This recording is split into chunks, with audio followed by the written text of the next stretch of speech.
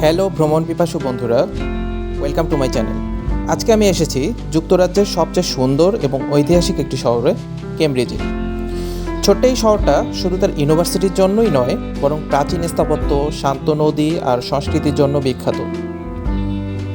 তো চলুন ঘুরে দেখি কেমব্রিজ শহর।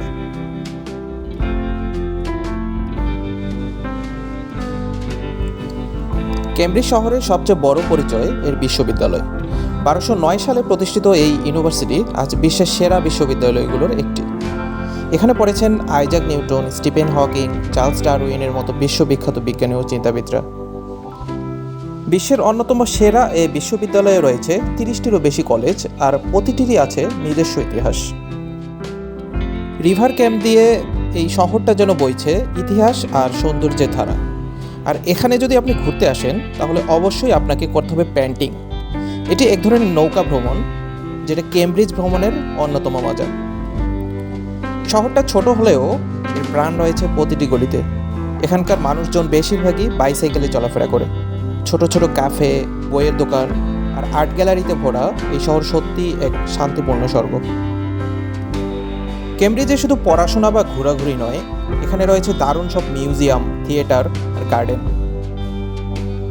দ্য ফিটস উইলিয়াম মিউজিয়াম বা বোটানিক গার্ডেনে ঢুকলে আপনি ইতিহাস ও প্রকৃতির অপূর্ব মিশেল দেখতে পাবেন। কেমব্রিজ শহরের অন্যতম আরেকটি আকর্ষণ হলো মার্কেট স্কোয়ার। এখানকার লোকাল মার্কেট খুবই প্রাণবন্ত। হ্যান্ডমেড জিনিস, বই আর মজার মজার খাবার সব কিছুই পাবেন এখানে। বিশেষ করে কফি শপগুলো এক কথায় অসাধারণ। কেমব্রিজ শহরটি ছোট, তাই হেঁটে কিংবা সাইকেলে পুরোটা ঘুরে দেখা যায় খুব সহজে। বিশেষ করে এখানকার সাইকেল খুব পপুলার এবং সবাই সাইকেল চালিয়ে ঘুরে।